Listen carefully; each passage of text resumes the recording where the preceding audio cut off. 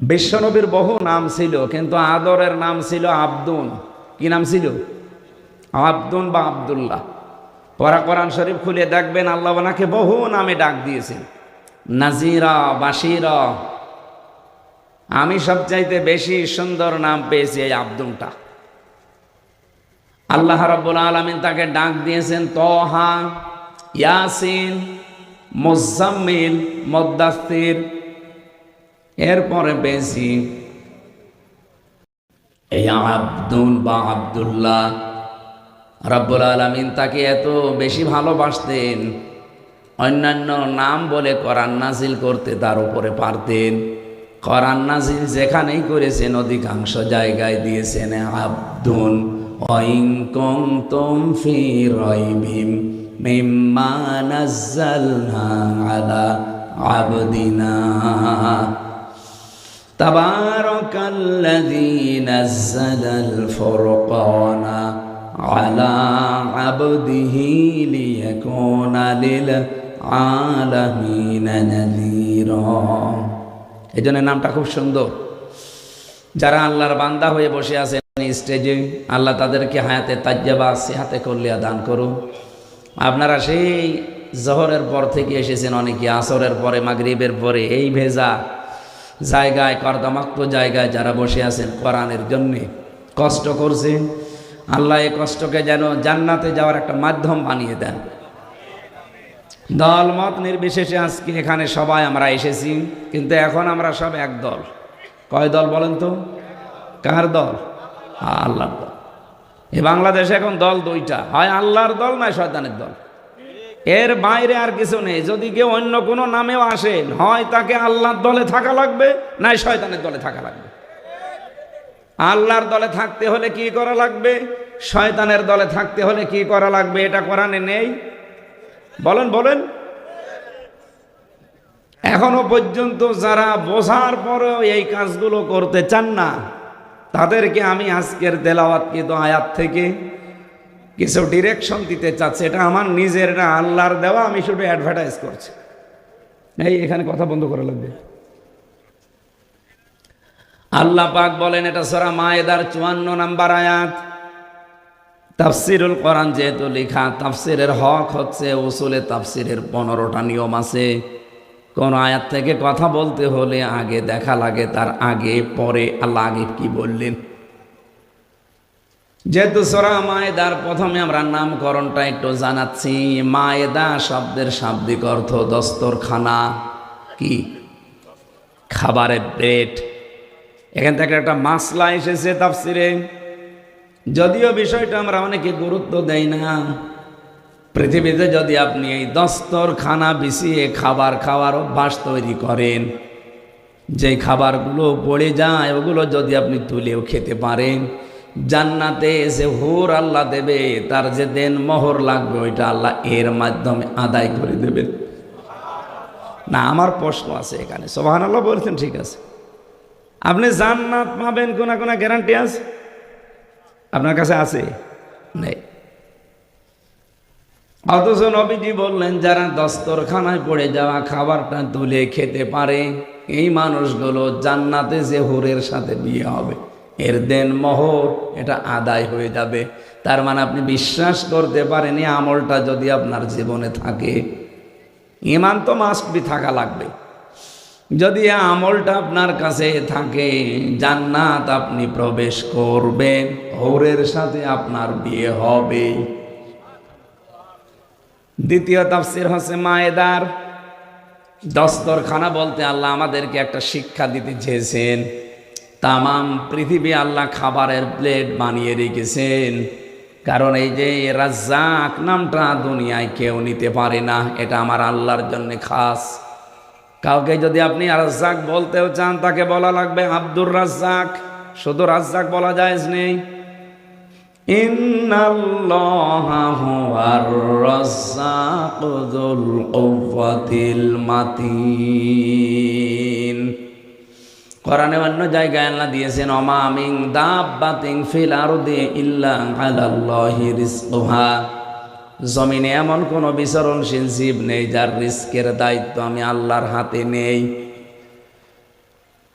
আমার মনে হয় আজটা একামতে দিন যারা এদেশে কায়েম করতে চায়, তারা যেহেতু কোরআনে কারিম স্টাডি করে বেশি, পড়াশোনা তাদের বেশি, এই আয়াতটাও তারা পড়েছে বারবার বারবার বারবার।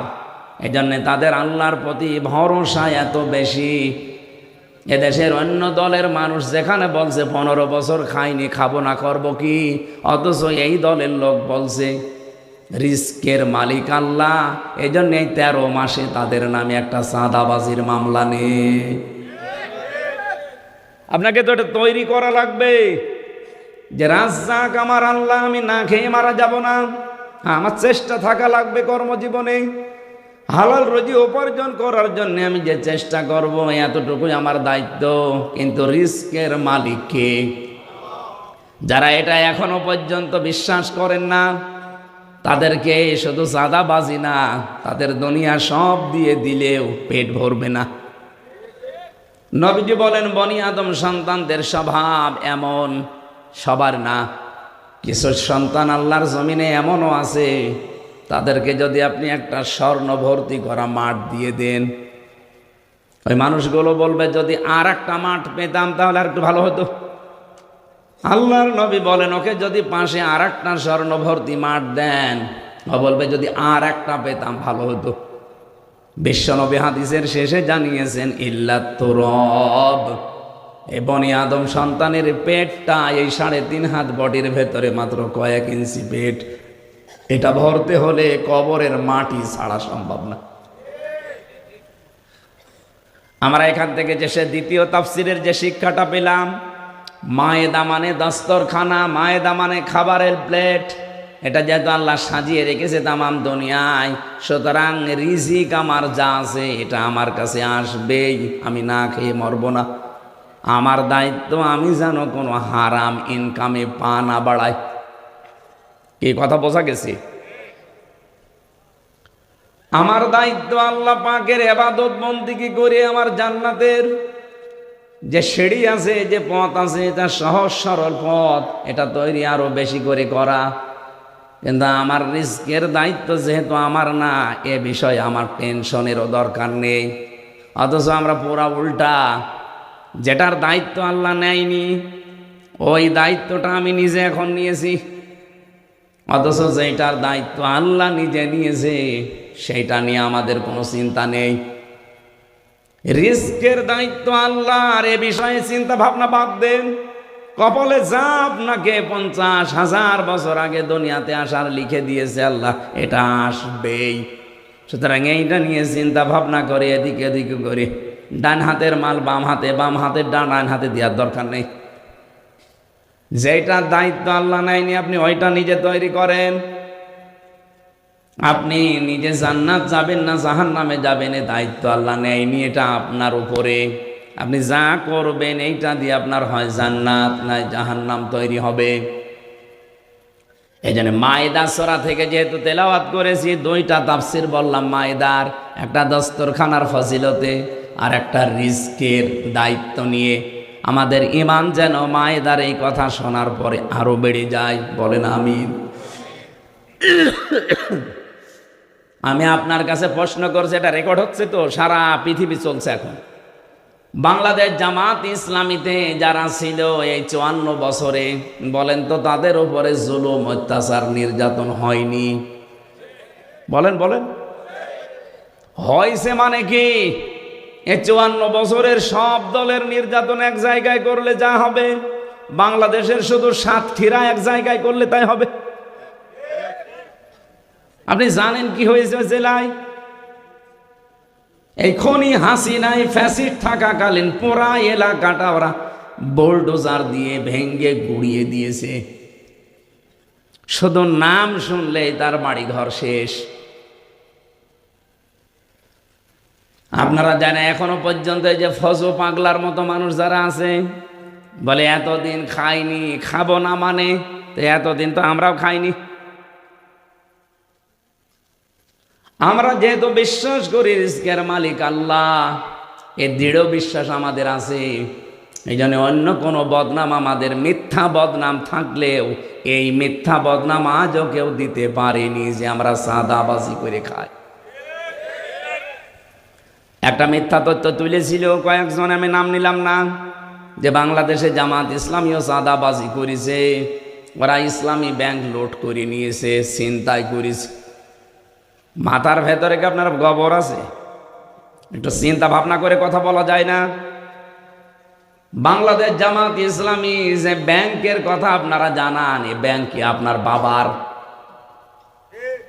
যাদের ব্যাংক তারা ফেরত পেয়েছে, বলেন, আপনি নিজেই বলেন, ইসলামী ব্যাংক কি আপনার বাবার? যাদের মাথার ঘাম পায়ে ফেলে ব্যাংক তৈরি করা, তারা এতদিন হারিয়ে ফেলেছিল, এখন ফেরত পেয়েছে। এটা চাঁদাবাজি হয়, ছিনতাই হয় কি করে? হাদিস হচ্ছে আন আবি যাররিন রাদিয়াল্লাহু তাআলা আনহু قال قال النبي صلى الله عليه وسلم من ادعى ما ليس له فليس منا وليتبوأ مقعده من النار। বিশ্বনবী বলেন, যেই জিনিসের মালিক তুমি না, যদি জোর করে জবরদস্তি করে দখল করো, ওইটা নিজের দায়িত্বে নিয়ে নাও, এক নম্বরে তোমার শাস্তি হচ্ছে ফালাইসা মিন্না, ওই দিন থেকে তুমি আমার আর উম্মত রইলে না, বের হয়ে গেলে। দুই নম্বরে ওয়ালিয়াতাবাওয়া মাকআদাহু মিনান নার, সে যেন জাহান্নামে নিজের একটা স্থান বরাদ্দ করে নিল। এই হাদিসটা আপনি বাংলাদেশে মিলান। যে জিনিস আপনার না, আপনার দায়িত্বে আপনি নিয়ে নিলেন কোন কারণে? হাদিসের টিকায় একটা কথা লেখা আছে, যদি কোনো জিনিস আপনার হয়ে থাকে কিন্তু হাতছাড়া হয়ে গিয়েছিল, হারিয়ে ফেলেছিলেন, কেউ কেড়ে নিয়েছিল, ওটা আবার আপনি ফেরত পেয়েছেন, তাহলে হাদিসের এই শাস্তির আওতা মুক্ত থাকবেন। হাদিসের শাস্তি কি ছিল? যে অন্যের জিনিস নিজের দখলে যদি কেউ নিয়ে নেয়, এক নাম্বারে সে নবীর উম্মত আর থাকে না, দুই নাম্বারে সে জাহান্নামে যাবে, এটা কনফার্ম। কিন্তু যদি নিজের জিনিস আপনি নিজে ফেরত পান, তাহলে এই হাদিসের যে শাস্তির কথা, এটা আপনার উপরে বর্তাবে না। তাহলে জামাত ইসলামী বাংলাদেশ যেটা ফেরত পেয়েছে, এটা তো তাদেরই। আপনি নিজে এখন বুকে হাত দিয়ে বলতে পারবেন না ইসলামী ব্যাংক আমার? পারবেন? বলেন। আপনি কোন কারণে এই মিথ্যা তহমত তাদের উপরে লাগিয়ে জাতির কাছে বিভ্রান্ত ছড়ান? মানুষকে এখন আগস্টের 5 তারিখের আগে আছে, সব বোঝে যে আপনি কি বলতে চান। আমার কুষ্টিয়াতে তো আমি দেখেছি, এক এক বাজারে এখন এই গণসংযোগে যায়, বিভিন্ন মার্কেটে ঢোকা যায় না, জড়িয়ে ধরে হাউমাউ করে কাঁদে যে হুজুর আসবে কবে সময়, নীরব বিপ্লব ঘটাবো এবার, আর পারছি না, সহ্যের বাইরে চলে গেছে। তো চাঁদা দিতাম সেভাবেই হোক 15 টাকা, এখন দেওয়া লাগছে 30 টাকা। এরপরও বড় গলায় কথা বলেন টকশোতে বসে, আপনার লজ্জা করে না? আপনি মানুষ। আজকে দেখলাম কে যেন ফজলু, এই নামটা কোন কোন জায়গা থেকে এসেছে, অনেকটা ব্যাখ্যা দিয়েছে। ফ দিয়ে জানিয়েছে ফেরাউনের ফ, আর বর্গেজ দিয়ে দিয়েছে আবু জেহেলের বর্গেজ, আর ল দিয়ে আবু লাহাবের ল, ফজলু। বড় বড় 3 জন কাফেরের নাম থেকে ওর নামটা নিয়েছে। এই জন্য কথাবার্তাও সব কাফেরদের মতো।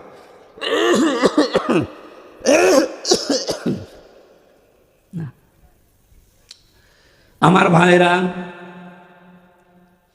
আমি যে কথা তুলেছিলাম এই হাদিস থেকে, অন্যের জিনিস যারা নিজের দখলে নিয়ে এখনো বগল বাজাচ্ছেন যে যা করে ফেলেছি আর চিন্তা নেই, হয়তো আপনার চিন্তা আসে না, কিন্তু আপনাকে দেখে আমার চিন্তা হয়, আপনি তো আর নবীর উম্মত নেই।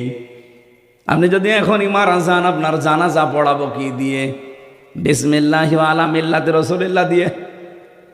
আপনি তো আল্লাহর দলেও নেই, রাসূলুল্লাহর আদর্শেও নেই। তো মিথ্যা কথা আমি কেন? কাবার ইমামও যদি এসে বলে আল্লাহ আপনাকে কিন্তু মাফ করবে না।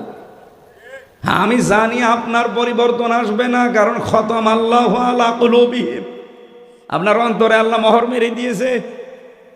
কারণ অন্যায় করতে করতে মানুষ যখন সীমা ছাড়িয়ে যায়, তখন আর ফিরে আসার মতো রাস্তা বাকি থাকে না।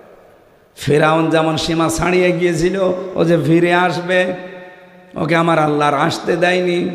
তাফসিরে পড়েছি, ও কিন্তু শেষ কথা বলতে চেয়েছিল, লা ইলাহা ইল্লাল্লাহি, ইল্লাল্লাহ বলতে পারে না।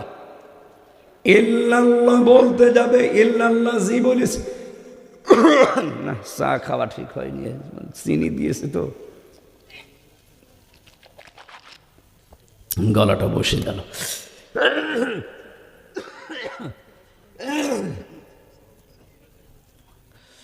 চিনি ছাড়া এর ওপর এখন টিরাক গেলেও কিছু হবে না। গলার ওপর যে চাপ চলছে, মানে 5টা চলছে, এটা নেই 6টা, আর কত পারবে কি? এটা বগুড়ার নাটোর 2 জেলার মাঝে না? বগুড়া নাটোরবাসী, আমি যে কথা তুলেছিলাম, এখান থেকে আমরা আজকে কিছু নিয়ে যেতে চাই। যারা এরকম ঝামেলাপূর্ণ জীবনে আছেন, আশা করব তারা ফিরে আসবেন, কারণ এটা শুধু বগুড়া নাটোরে থাকে না, এটা ছড়িয়ে যাচ্ছে তামাম দুনিয়ায়। বৈধ অবৈধ নেই, যাবাবাই হোক, যারা ইনকাম করে সম্পদের পাহাড় তৈরি করে ফেললেন এই 1 বছর 1 মাসের ভেতরে, আপনি 30 বছরেও এত কিছু করতে পারতেন না। আমার পাশে দেখলাম একজন 1,35,00,000 টাকার গাড়ি কিনেছে, অথচ 1 বছর 1 মাস আগে তার অবস্থা ছিল আমার চাইতেও খারাপ। এই টাকা তো সব জিবরাইল ফেরেশতা দিয়ে গেছে। মানুষ কিন্তু এটা সব বুঝে ফেলেছে, এই কারণেই ডাকসু এবং জাকসুতে ভরা ডুবি। আপনি চিন্তা করেন, কোথায় 14,000-এর উপরে পেয়েছে, আর এ পেয়েছে মাত্র 5,000। কয়টা? আমি ধরে নিলাম যে অনেকে বলছে যে না, ছাত্রলীগ ওদেরকে ভোট দিয়েছে, মানলাম। তা আপনি ভোট পেয়েছেন 5,000, শিবির নাই পাবে 5,000, 10,000 শেষ। তা কোথায় 5 আর কোথায় 14? 14-র ভেতরে 5 বাদ দিলে কত থাকে? 9,000। ছাত্রলীগ নিষিদ্ধ হয়ে গেছে, 1 বছর তারা দেশে নেই, তাদের সব কর্মকাণ্ড বন্ধ। এরপরেও যদি তারা 9,000 ভোট এখনো পায়, তাই আপনার রাজনীতি করার দরকার কি? বলেন, আপনি কি রাজনীতি করছেন? এই জন্য ভরাডুবি সামনে আসতেছে, এখনো সাবধান হন। যা নিয়েছেন যার যার কাছ থেকে অন্তত ফেরত দিয়ে দেন। হ্যাঁ, কথা বলেন না কেন? আর আমরা গ্যারান্টি দিতে পারি, যদি এবার ইসলাম যায়, এই যে চাঁদাবাজি, মিথ্যা মামলা, মিথ্যা সাক্ষী, কোনো ভয় করা লাগবে না। আপনিও যা, আমিও তাই। এই জন্যেই তো 18 জন চলে এসে বলছে এতদিন ভুলে পথে ছিলাম। আমি একটা মন্দির উদ্বোধনে গিয়েছিলাম, আমরা নিয়ে গেল, ওখানে 100 ঘর হিন্দু। সভাপতি যিনি, সেক্রেটারি যিনি এসে বলছেন, আমার এই 100 ঘর মানুষ এবার ইসলামের পক্ষে রায় দিতে রাজি হয়ে গেছি, শুধু আপনি আমাদেরকে নিরাপত্তা দেবেন, এই কথাটা বলে যান। নিরাপত্তা দেওয়ার মালিককে? আমি বলছি একজন আছে, বলছে আমরাও বিশ্বাস করি উনিই দিতে পারে, কিন্তু আপনি যদি এবার নির্বাচিত হতে পারেন, এই গ্যারান্টিটা আমরা চাই যে আমাদের মন্দির যেন কেউ না ভাঙে। কি একটা আশঙ্কায় আছে তারা, বলেন তো? আমরা সারা শুধু কুষ্টিয়ানা, সারা দেশেই গ্যারান্টি দিতে পারি, ইসলাম আসলে সবাই থাকবে নিরাপদে। মসজিদ পাহারা দেওয়া লাগে না, মন্দিরও পাহারা দেওয়া লাগবে না ইনশাআল্লাহ। যাদের হাতে এখনো পর্যন্ত মন্দির নিরাপদ না, টাঙ্গাইলে আজকে একটা মন্দির ভেঙেছে কারা যেন গোপনে। এখন যারা দায়িত্বে আছে তারা অলরেডি নাম বলে দিয়েছে। ওরা বলেছিল যে জামাত শিবির এটা করতে পারে, হিন্দুরা বলছে না, এটা আমরা বিশ্বাস করি না, করিয়েছে অমুক। মানুষের ভেতরে এখন কিন্তু এ বিশ্বাস 100 ভাগের 100 ভাগ, যে দেশে অন্যায় করা অন্তত ইসলামের দ্বারা সম্ভব না। ইসলামের বাইরে যারা আছে অন্যায় সব তারা করে, আর চাপিয়ে দেয় সব এদের উপরে। এই যে দোষ দিয়ে দাও, অমুকের উপরে দায় চাপিয়ে দাও, এটা চলছিল না, এটা আর আগামীতে চলবে না ইনশাআল্লাহ। এই জন্য যার যা নিয়েছেন, আশা করছি আপনার যদি জানাজা আমারে দিয়ে পড়াতে চান, তাহলে আপনি ফেরত দিয়ে দেন। নয়তো আমি যদি জানাজা ভাগে পাই, এমন দোয়া করবো জান্নাতে না জাহান্নামে চলে যাবো। আমারে দিয়ে সহসায় জানাজা অনেকে পড়াতে চায় না কুষ্টিয়ায়, আমার আত্মীয় স্বজনের ভেতরও দিতে চায় না, কারণ জানে যে এ ঘাড় তেড়া দোয়া ওইভাবে করবে। আমি আগে জনগণকে জিজ্ঞাসা করিনি যে এ কেমন ছিল, আপনারা জানেন না? বলে জানি। ঠিক আছে, আমিও জানি। এখন মনে মনে কি পড়ি কেউ তো জানে না, বলি ওই যে আল্লাহ মাগফিরলি হাজ্জিনা ও মাজ্জিদিনা না, ও লোক যেরকম আল্লাহ তুমি আচরণ করবা ওই রকম আল্লাহু আকবার, যা যেখানে যাবি যা। জানাজা পড়ে আপনি জান্নাতে যাবেন। নবীজির আপন চাচা হযরতে কি আবু তালেব যেদিন মারা যাচ্ছিল, নিজে তার মাথার কাছে বসে কানের কাছে মুখ নিয়ে বলেছিলেন, চাচা ইয়া আম্মি আবি তালিব লা ইলাহা ইল্লাল্লাহ হাজ্জুল্লাকা ইনদাল্লাহি ইয়াউমাল কিয়ামা। বুখারী শরীফের হাদিস। হে চাচা, জোরে বলা লাগবে না, শুধু আমার কানের কাছে মুখটা নিয়ে আস্তে করে বলেন লা ইলাহা ইল্লাল্লাহ মুহাম্মাদুর রাসূলুল্লাহ। এটা বলার দরকার নেই, কারণ আমি যে মুহাম্মদ এটা আমি জানি। এই সাক্ষীটা আপনার দেওয়া লাগবে না। শুধু আল্লাহর একাত্মবাদের ঘোষণাটা দেন, এতটুকু দিলেই আমি আল্লাহর কাছে কিয়ামতের দিন আপনার জন্য ঝগড়া করে জান্নাতে নিয়ে যাব। পাশে দাঁড়িয়েছিল আবু জেহেল আর আবু সুফিয়ান, ডাক দিয়ে বলছে, নেতা পড়বা। সারা জীবন বাপদাদার ধর্ম অনুসরণ করলে এখন এই ভাতিজার নতুন ধর্ম অনুসরণ করে কলঙ্কিত হবা। মানুষ তোমাকে কাপুরুষ বলবে, ভীরু বলবে। ও ডাক দিয়ে বলে, মুহাম্মদ তোমাকে ভালোবাসি, কিন্তু তোমার এই কালেমাটা আমি পড়তে পারলাম না, তুমি আমাকে মাফ করে দিও। বলেন তো, মাফ করার মালিক নবীজি না আল্লাহ? বলেন বলেন। ওমাই ইয়াগফিরুজ যুনুবা ইল্লাল্লাহ, আল্লাহ বাদে গুনাহ মাফ করতে কেউ। আরো জোরে বলেন। এই কথা বলেই তো মারা গেল। নবীজির মন খারাপ হয়ে গেল। বিশ্ব নবীকে জিবরাইল এসে বলছে, হে নবী, আপনি মন খারাপ করেন কেন? ইন্নাকা লা তাহদি মান আহবাবতা ওয়ালাকিন্নাল্লাহা ইয়াহদি মান ইয়াশা। আপনি যাকে ভালোবাসেন, মহব্বত করেন, তাকে আপনি ইসলামে নিয়ে আসবেন পারবেন না। আল্লাহ যাকে ভালোবাসে তাকে আল্লাহ ইসলামে নিয়ে আসে। ভালো কথা শুনেন, আল্লাহ আপনার চাইতে ভালো জানে যে হেদায়েত পাবে কে। অহুয়া আলামু ইসমে তাফসিলের সিগা। আপনি তো বাহ্যিক দৃষ্টিটা দেখলেন, কিন্তু বাস্তবতাকে আপনি জানেন। এই লোকটা আপনার চাচা, আল্লাহ ভালো করে জানে। সারা জীবন আপনাকে বাড়িতে রেখেছে, কলে কাকে নিয়েছে, লালন পালন করেছে, খাবার দিয়েছে, ভালোবাসা দিয়েছে, আল্লাহ দেখেছে। কিন্তু আপনি কি বললেন, আর লোকটা করলো কি? আপনি এতবার চেষ্টা করলেন যে শুধু কালেমার অর্ধেক অংশ পড়তে, লা ইলাহা ইল্লাল্লাহ। আপনি বলেছিলেন যে মুহাম্মাদুর রাসূলুল্লাহ বলা লাগবে না, ওটা আমি মেনে নিলাম, শুধু আল্লাহটা বলেন। ওই লোকটা তাও বলে নাই। এই জন্যে আমি আল্লাহ ওকে মাফ করি নাই। এর পরেও নবীজি ওনার কবরের পাশে দাঁড়িয়ে, আবু তালেবের এই কবরের পাশে দাঁড়িয়ে উনি দোয়া করেছিলেন, রব্বুল আলামিন আমার চাচা আবু তালেবকে তুমি মাফ করে দাও। সঙ্গে সঙ্গে জিবরাইল এসে হাতের ওপরে হাত রেখে বলছে, হুজুর হাত নামান। কার জন্য হাত তুলেছেন? এই লোকটা চাচা আল্লাহ তো আগেই জানে, কিন্তু লোকটা তো মুশরিক। ওই সময় সূরা তাওবার 113 নম্বর আয়াত নাযিল হয়, মা কানা লিন-নাবিয়্যি ওয়াল্লাযীনা আমানু আইয়াস্তাগফিরু লিল-মুশরিকিন। কোন নবীর জন্যে, এমনকি কোন মুমিন বান্দার জন্য এটা জায়েজ না, শোভনীয় না, উচিত না যে কোনো মুশরিকের জন্য আল্লাহর কাছে মাপ চাবে, ক্ষমা চাবে, দোয়া করবে। কি বুঝলেন এই আয়াত থেকে? যেই নবী কোনোদিন জীবনে এভাবে হাত তোলা লাগে নাই, মনের ভেতরে কামনা আসলেই কবুল হয়ে গেছে। শুধু নামাজে দাঁড়িয়েছিলেন একবার, মনের ভেতরে একটা আকাঙ্ক্ষা এসেছিল যে আল্লাহ 17 মাস আজ নামাজ পড়ছি বাইতুল মুকাদ্দাসের দিকে, যদি কাবা শরীফের দিকে নামাজ পড়তে পারতাম মনটা আরো বেশি ভালো লাগতো। 2 রাকাত নামাজ হয়ে গেছে। আল্লাহ বলেন, এক্ষুনি আপনি মুখ ঘুরিয়ে ফেলেন নামাজের ভেতরে। হাত তোলা লাগে না নবীজির, শুধু মনের ভেতরে কামনা আসলে আল্লাহ কবুল করে নিয়েছে। অথচ সেই নবী আজ হাত তুলে বসে আছে, আমার চাচারে মাফ করা লাগবে। আল্লাহ বলেন হাত নামান। আপনার চাচা মুশরিক।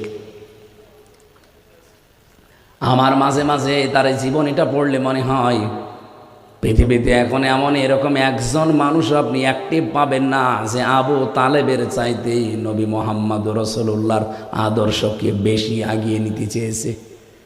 সে বুক দিয়ে আগলিয়ে রেখেছিল, বাড়িতে রেখে রেখে কোলে কাঁখে নিয়ে মানুষ করেছে নবীজিকে। হাদিসটা যদিও দুর্বল, আমি শিক্ষার জন্য বলছি। কিয়ামতের দিন এই লোকটার পায়ের নিচে শুধু জাহান্নামের দুইটা ফিতা দেওয়া হবে, তাও পুরা স্যান্ডেল না, ফিতা। ফিতার ওপরে ওকে দাঁড় করানোর সঙ্গে সঙ্গে ওর মাথার মগজগুলো ফুটতে থাকবে।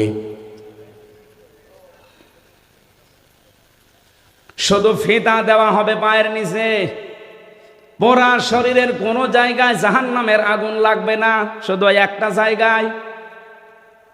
আমার প্রশ্ন হচ্ছিল, কেন শুধু পায়ে আল্লাহ আগুনের ফিতা দেবে আর পুরা শরীরের পা, মাথার চুল থেকে শুরু করে পায়ের এই পাতা পর্যন্ত একটা জায়গায়ও তার জাহান্নামের আগুন লাগে নাই, শুধু ওই ফিতার কারণে টকবক করে ফুটছে। যারা মুহাদ্দিস ব্যাখ্যা করতে গিয়ে লিখেছেন এটা, যে এই লোকটা সারাটা জীবন যেহেতু রাসূল তার বাড়িতে ছিল, নবীজিকে কোনো সময় মাথায় নিয়েছে, কোলে নিয়েছে, কাঁখে নিয়েছে, কাঁধে নিয়েছে, পেটে নিয়েছে, বুকে নিয়েছে। আল্লাহর নবীর এই শরীরটা যেখানে যেখানে লেগেছে ওই জায়গাতে আল্লাহ জাহান্নামের আগুন লাগান নাই। যেহেতু পায়ের নিচে কোনোদিন রাসূলকে রাখে নাই, এই জন্য পায়ে আল্লাহ ফিতা লাগিয়ে দেবে। আমি এখান থেকে আর একটা শিক্ষা দিতে চাই, কত ভালোবাসতো নবীজিকে বলেন তো। এই লোকটা শুধু মুশরিক হওয়ার কারণে যদি আল্লাহর নবীর দোয়া আল্লাহ ফেরত দিয়ে দেয়, বাংলাদেশে কত টাটকা মুশরিক মরে যাচ্ছে কি। এখন প্রশ্ন আসতে পারে, মুশরিক কই, আমরা তো খুঁজে পাই না। এবার আমি বলছি, সূরা শূরা 13 নম্বর আয়াতের শেষের আগের অংশে দেখবেন, এটা হচ্ছে 4-5 লাইন আয়াত, শেষের লাইনের আগের লাইনে দেখবেন এই শব্দটা আছে। আজ বাংলাদেশের সাথে আপনি মিলাতে পারেন, মা কাবরং আলাল মুশরিকিনা মা তাদউহুম ইলাইহি। রব্বুল আলামিন বলেন, হে নবী, আপনি যেদিকে মানুষকে ডাকেন যে আসো আল্লাহর বিধান কায়েম করি, আল্লাহর দ্বীন এ জমিনে কায়েম করি, এই কথা শুনলে সবচাইতে বেশি কাবুর, মন খারাপ হবে, রাগ হবে, আপনাকে মেরে ফেলতে আসবে, তেড়ে আসবে, খারাপ লাগবে তাদের যারা মুশরিক। কি বুঝলেন এই আয়াত থেকে? যে পৃথিবীতে যদি কেউ মুশরিক হয়, তার মানে যে শিরিক করে তাকে আমরা কি বলি? বলেন বলেন। শিরিক করলে সে মুশরিক, আর মুশরিকের কাছে দ্বীন কায়েমের কথা শুনলে রাগ হবে। সুতরাং এই বাংলাদেশে দ্বীন কায়েমের জন্য আমরা যারা আন্দোলন করি, আমাদের দেখলে যাদের রাগ হয়, আমাদের কথা শুনলে যাদের মন খারাপ হয়, বুঝতে হবে তারা যে কোনোভাবে শিরিকে লিপ্ত। প্রশ্ন আসতে পারে, কই আমি তো শিরিক করি না। আরে ভাই, আপনি টের পাচ্ছেন না? আল্লাহর কোরআন তোর মিথ্যা না? কি কথা বলেন না কেন? অবশ্যই আপনার দ্বারা কোনো না কোনো ভাবে শিরিক হচ্ছে। শিরিক হচ্ছে এই কারণে আপনার কাছে খারাপ লাগে। আপনি এখন আবিষ্কার করেন আপনার দ্বারা শিরিক কি কি হচ্ছে। যদি শিরিক হয় তাহলে আপনি কি মুশরিকের জন্য হামজা না, নবীরও দোয়া করা জায়েজ আছে। আপনি কোথায় যাচ্ছেন টের পাচ্ছেন? ইন্নাহু মা ইউশরিক বিল্লাহ ফাকাদ হারামাল্লাহু আলাইহিল জান্নাহ। যারা শিরিক করে তাদের জন্য আল্লাহ জান্নাত হারাম, ওয়া মাওয়াহুন নার, জাহান্নাম ওয়াজিব। এ বাংলাদেশে বহু মানুষ এখন আমরা দেখতে পাচ্ছি লাভ দিয়ে পড়ছে শিরিক করতে। এখন প্রশ্ন, শিরিক কি? এক কথায় জবাব দিচ্ছি, আল্লাহ যেটা পারে ওইটা অন্য কেউ পারে, এই বিশ্বাস করার নাম শিরিক। এ বিশ্বাস বাংলাদেশের মানুষের নেই। আল্লাহ নিজে বললেন, আলা লাহুল খালকু ওয়াল আমরু, জমিন যার, আইন চলবে তার। এখন আপনি এই জমিন বানিয়েছেন, আল্লাহ বিশ্বাস করেন, কিন্তু আইন চালাবেন অন্য কারো, আপনি মুশরিক। এই জন্যে প্রথম কথা ছিল, আমার এই দেশে দল এখন দুইটা, একটা আল্লাহর দল, একটা শয়তানের দল। যারা আল্লাহর আইনে জমিনে কায়েম করতে চায়, সে যে পদ্ধতিতে হোক, পদ্ধতি ভুল হতে পারে, কিন্তু তাদের চাওয়া পাওয়া কি? তারা তো আর আপনার বাবার আইন কায়েম করতে চায় না, তারা স্বামীর আইন কায়েম করতে চায় না, তারা চায় আল্লাহর আইন কায়েম করতে। সুতরাং এই দলের ভেতরে যত দল আছে যারা চায় আল্লাহর জমিনে আল্লাহর দিন কায়েম করা লাগবে, তারা আল্লাহর দল। আর যারা মানুষের তৈরি করা আইন এই জমিনে কায়েম করতে চায়, সে যদি 14 দল হয়, 28 দল হয়, যে কোনো নামে হোক, ওরা শয়তানের দল। এরপরও যদি কেউ না বোঝার ভান করে থাকেন, এদিকে আসেন, আসেন, কানের নিচে এমন জোরে 2টা দেব না, সব বুঝে পারবে। এত সহজ ভাষায় বলার পরও ওরা বোঝে না। আপনি যে এখন আপনার কাছে খারাপ লাগে, তো আপনি মুশরিক এই কারণে। তো ইমানদারের কাছে তো খারাপ লাগে না। এই আয়াতের পরবর্তীতে আল্লাহ এই শব্দটা দিয়েছেন, আল্লাহু ইয়াজতাবি ইলাইহি মাইয়াশা। হ্যাঁ, দিন কায়েম করার পথে আপনি একবারে চলে আসবেন, জীবনও আল্লাহ আপনাকে নেবে না। আল্লাহ বলেন আমি নির্বাচিত করব আগে। আল্লাহু ইয়াজতাবি ইলাইহি মাইয়াশা, আমি আল্লাহ যাকে নির্বাচিত করি, পছন্দ করি, মনোনীত করি, তাকে আমার এই দিন কায়েমের জন্য কাজে লাগিয়ে দেই। হ্যাঁ, হয় প্রকাশ্যে নয় গোপনে আপনাকে দিন কায়েমের কাজ আল্লাহ করাবেই, যদি আপনি আল্লাহর দরবারে মনোনীত হয়ে থাকেন। আর মনোনীত হবেন কখন বলেন? আপনি মনোনীত হবেন, নির্বাচিত হবেন, আল্লাহর পছন্দনীয় হবেন কখন? আয়াতের পরের শব্দ ওয়ায়াহদি ইলাইহি মাইয়ুনিব। যে ব্যক্তি মন থেকে আল্লাহর দিকে ফিরে আসতে চায়, তাকে আল্লাহ তার দিনের কাছে কর্মী হিসাবে লাগিয়ে দেয়। বাংলাদেশে বহু মানুষ গোপনে এতদিন অনেকে অনেকভাবে কাজ করেছে দিনের জন্যে, আল্লাহ তাদেরকে নির্বাচিত করেছিল, এখন তারা প্রকাশ্যে এসেছে। আমি নাম বলতে পারি, সাদিক কাইম, SM ফরহাদ। যে অবস্থা তৈরি হয়েছিল বলেন তো, ওই অবস্থায় আমি শিবির করি, আমি শিবিরের সভাপতি, এই পরিচয় দিয়ে ঢাকা ভার্সিটি জাহাঙ্গীরনগরে টিকে থাকা সম্ভব? আমার কুষ্টিয়ার আবরার ফাহাদ শিবির করিয়ে কথা বলে নাই, শুধু একটু জালেমদের বিরুদ্ধে একটা স্ট্যাটাস দিয়েছিল দেশের পক্ষে, তাই তাকে পিটিয়ে মেরে ফেলেছে। আর সেই জায়গায় আমি শিবিরের সভাপতি, আপনাকে বেঁচে থাকতে দেবে? এটা একটা হেকমাত। এই হেকমাত যারা অনুসরণ করেছিলেন, অনুসন্ধান করেছিলেন, তাদেরকেও আমরা ওয়েলকাম জানাই। আমার যে বড় ভাই এখানে আজকে নাম দেখলাম, ডক্টর মাওলানা আব্দুল বারী রশিদি, এই নাটোরের সিংড়া থানায় বাড়ি, কোথায় বাড়ি আমি জানি না, যেখানে হোক এই এলাকায় বাড়ি ওনার নামে বিভিন্ন রকমের কথা আমরা এর আগে শুনেছি। যা উনি দোয়া করে অমকের নামে, আর এখন জামাত ইসলামী শিবিরের কথা বলে। আরে ভাই, ওর জীবনের বিশ্ববিদ্যালয়ের রেকর্ড দেখেছেন? ওর স্যাক্রিফাইস দেখেছেন আপনি? সবাই যদি আমির হামজার মতো এভাবে ওপেন এসে বলে আল্লাহর আইন চাই, 3 বছর না 9 বছরও জেলে থাকা লাগতো। আমারে তো 3 বছর রেখেছিল, আমি তো ওনার ছোট, ওনারে 9 বছর থাকা লাগতো। সুতরাং ভুল বোঝা যাবে না। কোনো মানুষকে আল্লাহ যদি নির্বাচিত করে, মনোনীত করে, ওই লোকটা যদি মন থেকে ফিরে আসতে চায়, নাই তো আল্লাহ তাকে মনোনীত করবে না।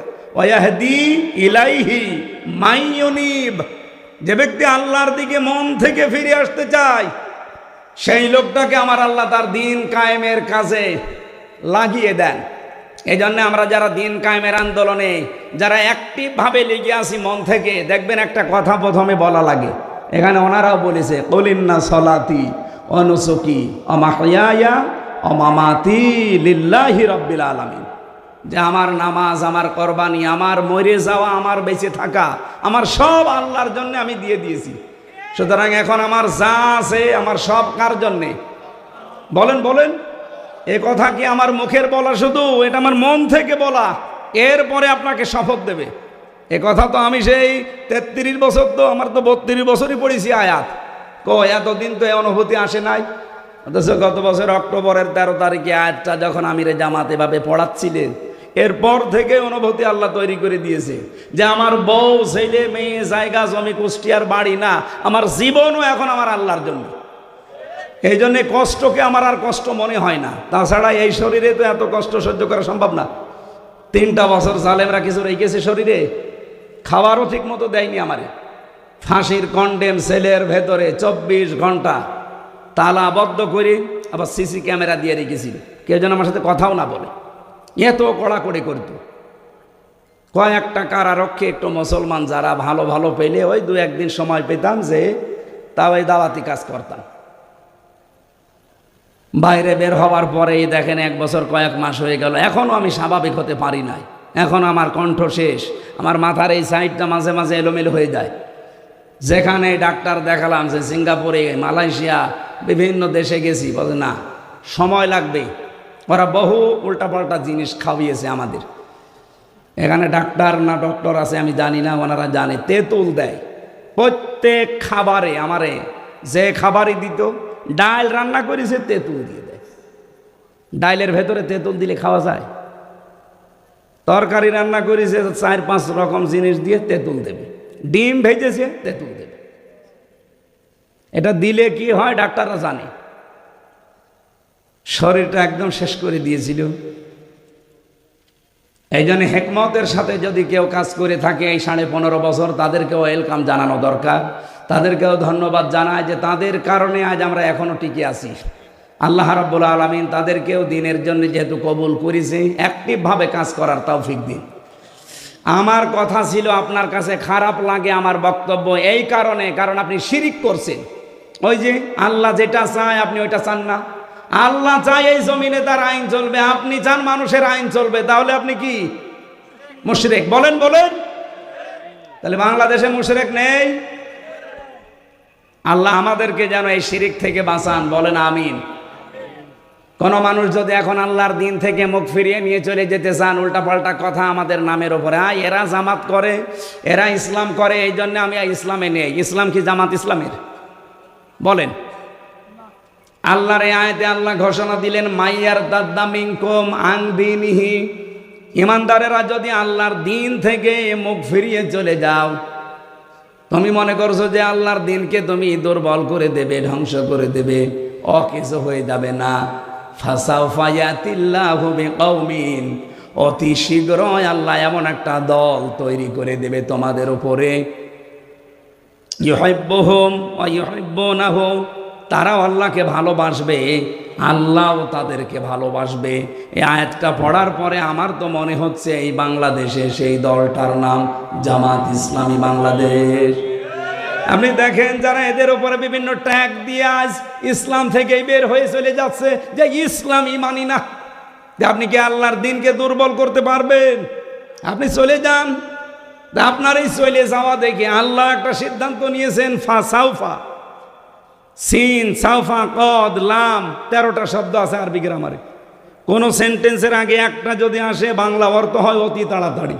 যখনই আল্লাহর দিন থেকে, ইসলাম থেকে মানুষ মুখ ফেরানো আরম্ভ করবে, তখনই আল্লাহ তাড়াতাড়ি করে একটা দল বানিয়ে দেবে, আর সেই দলটা এখন জামাত ইসলাম। কেন বললাম? আল্লাহ তাদেরকে ভালোবাসে, আল্লাহ নিজেও তারা আল্লাহকে ভালোবাসে। আপনি তাকান, এই গুণটা বাংলাদেশ জামাত ইসলামেতে আছে না নাই? এই গুণটা থাকার পরে আল্লাহ কয়েকটা গুণ আরো দিয়েছেন, তারা এই কাজগুলো হাতে নেবে। আদিল্লাতিনা আলাল মুমিনিন আইজ্জাতিনা আলাল কাফিরিন, তারা মুমিনদের প্রতি রহম দিল হবে আর কাফেরদের প্রতি কঠোর হবে। আমার বাড়ি কোথায়? কুষ্টিয়া, আপনার বাড়ি নাটোরের সিংড়া। আজকের এই সাইদুর রহমানের সাথে আমার জীবনে 2 বার দেখা মাত্র। ওনাকে একদিন দেখেছিলাম সেই সিংড়ার কোন আয়েস না কোথায়, আর আজকে এই সুকাশ। এই 2 জায়গায় দেখা। ওনার নামই যদি নাও দেখতাম, উনি যেহেতু একামতে দিনের কর্মী, এই জন্য আমার অন্তরে ওনার জন্য আল্লাহ আগেই ভালোবাসা তৈরি করে দিত। অথচ এখান থেকে আমার বাড়ি প্রায় 100 কিলোমিটার। আমার নিজের আপন ভাইও যদি একামতে দিনের কর্মী না হয়, তার প্রতি ভালোবাসা ওনার মতো জীবনও তৈরি হবে না। এটা তো আর আমি নিজে তৈরি করিনি, করেছে কে? বলেন বলেন। আজিল্লাতিনা আলাল মুমিনিন, যদি সত্যি আমাদেরকে আল্লাহ দিন কায়েমের জন্য অ্যাক্টিভভাবে কবুল করে থাকে, আর আমি যদি মন থেকে ফিরে আসতে পারি, মাস্ট বি ইমানদার যারা এদেশে আমরা আছি, একামতে দিনের কর্মী যারা, তারা সবাই এক মায়ের পেটের ভাইয়ের মতো। আমার আপন ভাইয়ের মহব্বত এত বেশি তৈরি হবে না। আজিল্লাতিন আলাল মুমিনিন আইজ্জাতিন আলাল কাফিরিন, কিন্তু কাফেরদের প্রতি কিন্তু আমরা কড়া।